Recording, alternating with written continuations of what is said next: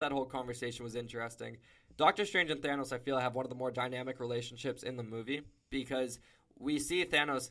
He's not a master of the mystic arts like Doctor Strange, but we see them kind of go head to head in one of the more entertaining set pieces in the movie when they're basically having a bit of a spell off. Doctor Strange changing a black hole into butterflies, and Thanos literally pulling him towards him, but bringing the whole Earth with him. I thought that was very entertaining. Now, switching over to Wakanda, as you mentioned, we finally get Captain America reuniting with Black Panther, and we get a bit of a comedic bit with Bruce Banner bowing down as Rhodey tells him to do. Wakanda and Titan, two separate entities until the big climax when Thor makes his return to Earth. How did the whole Wakanda aspect do it for you, especially with a lot of it being focused on Shuri and her trying to extract the Mind Stone from Vision? Well, I mean, it's great to be back in Wakanda, considering I believe Black Panther was earlier that same year. Was it, or was that? Yeah. Yeah, that was February 2018. Yeah. So it was great to be back in that world. And I mean, Shuri's great. I love Letitia Wright. So, I mean, nothing bad to say about it. But when you compare it to an Avenger battle on Titan with Thanos. It doesn't really hold up. Yeah, I wouldn't call it slow because it bounced between Titan and Wakanda, but yeah. I think it is fair to say that some of the more logistical aspects of the whole battle didn't grasp people's attention completely, but I still found it very interesting because, as Cap said, we don't trade lives, Vision, and they were very adamant about getting that stone out and preserving his sentient life as much as possible. When we are on Titan, we do get that big pivotal scene where all the Avengers there and the Guardians are on top of Thanos. What's her name? Mantis is making him go to sleep, and they're trying to get the gauntlet off. In one of the more polarizing and most controversial moments in the film, Star-Lord kind of blows it for the team. Do you see Star-Lord as being at fault? I was told beforehand you can't put him at fault out of everything he's gone through with Gamora in Guardians 1 and Guardians 2. But when you look at that scene, did Star-Lord blow it for the Avengers? I mean, when you look at it on the surface, he totally blew it. But no one knows what would happen after they got that gauntlet off Thanos' glove. Maybe he finds a way to get it back. Because when you go to Doctor Strange and he looked at the 14 million futures possible outcomes, there was only one where they win. And the one where they win is clearly the one where Star-Lord loses his temper. Otherwise, why are we watching these movies? Very true.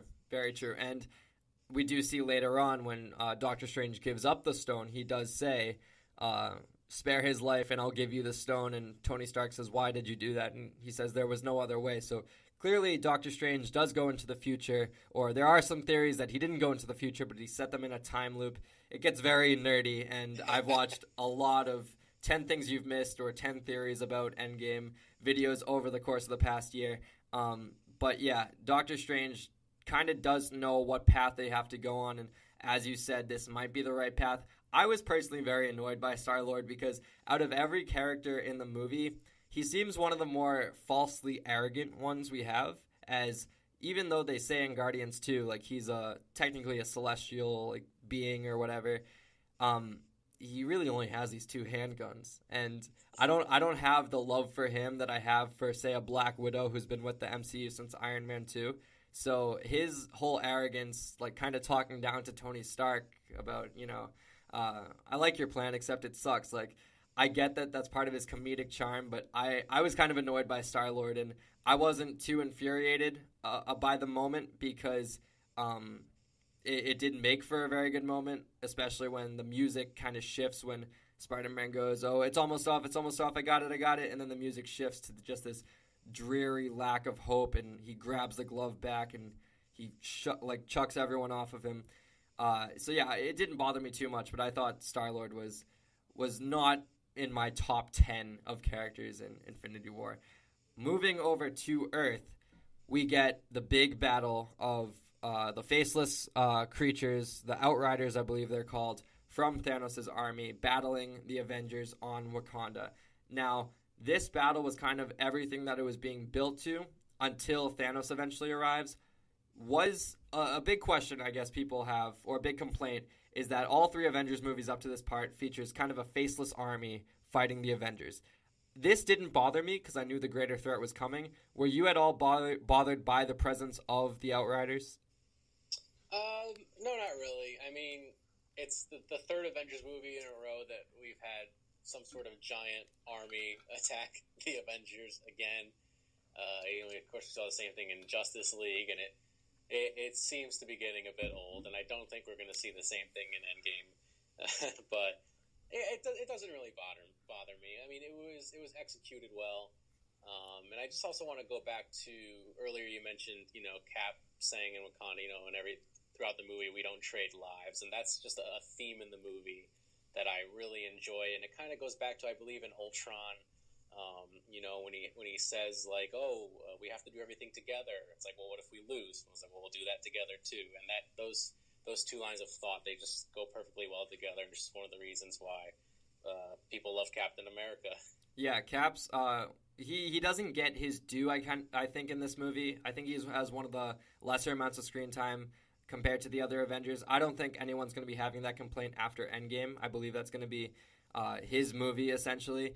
But yeah, Cap, his storyline throughout the Avengers movies and kind of his trilogy, him just being like a noble person, and we don't trade lives. The whole I think he says in Age of Ultron, like, if you get knocked down, get back up. If you get killed, walk it off. Like, he's very very moving forward with the mission, but also not willing to sacrifice anyone in order to win the greater battle. So I do really appreciate that line from Cap, and just kind of his staying with his mindset throughout all of these movies. Once the Outriders are on Earth and we're having the big battle, they kind of take the upper hand. We see a bit of a lack of hope. Cap is covered. Bruce Banner's in the Hulkbuster armor. He's getting covered and getting torn apart. He's screaming. And then, we see the Bifrost come down. We see that Stormbreaker axe smashing through a bunch. We know it's coming. And then Thor grabs the axe. The theme builds up. Rocket's on his shoulder, Groot by his side. Everyone's smiling. Hulk goes, not Hulk, but Bruce Banner, you're so screwed now. And then bring me Thanos, slams down with that lightning. Was this moment, as our friends on Action Movie Anatomy say, your fist pump moment for this movie? I mean, yeah. I mean, it's probably the best moment in the whole movie. It's the way that the Avengers theme swells up at the perfect moment. And Thor's back and more powerful than ever. Like, at that moment, you really thought the Avengers were going to win. Yeah, no, that moment, I go back to that moment just like if I got an essay to do and I need to get pumped up, or I just have like any moment where I want to get pumped up right now, like that's such a great moment. Especially the score goes perfect with it. That we kind of hadn't heard the Avengers score since the beginning title sequence, so they save it till then, and I think it works perfectly. And then we get a little bit of banter before Thanos arrives with Cap and Thor getting reunited. Oh, I see you've copied my beard. This is a friend of mine, Tree. I am Groot. I am Steve Rogers. A lot of great lines there. And then eventually, as we alluded to, Strange does give up the Time Stone on Titan, and then that leads to Thanos leaving Titan and going to Wakanda. When he arrives on Wakanda, we kind of forget about the whole Outrider battle that's going on, and it becomes a very contained fight in that forest with all the Avengers giving their last gasp of air to try and stop him before he gets to Vision. What were your thoughts on when Thanos first arrived? Was it that oh shit moment for you that he's finally here? Yeah, I mean, definitely. I would say the bigger oh shit moment is probably when he turns back time after Scarlet Witch kills Vision and takes the stone. I think that's the real oh shit moment. But yeah, when Thanos showed up, it got really serious. You weren't quite sure what direction this movie was going to go in at that point.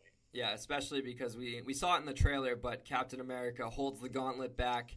He has this look of concern on his face, and then he takes his other fist and straight up knocks him out. Some people say there's a theory that Captain America died in that moment, and when Thanos turned back time to get the stone out of Vision, Captain America came back to life. I've seen that floating around. I think that's very interesting.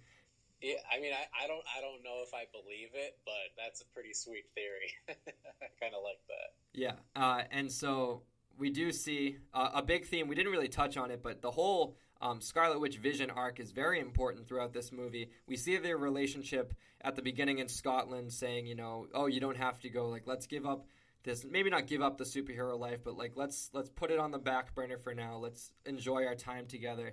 And then they get roped into this fight, and a big theme throughout is Vision. We either got to take the stone out of his head or we got to destroy it. And he says that line that kind of breaks my heart. Paul Bettany delivers it perfectly, and he goes, "We are out of time." And you just feel this lack of hope in the air. And then she has to do the tough thing, and she has to destroy the stone. But as you said, it's all for nothing.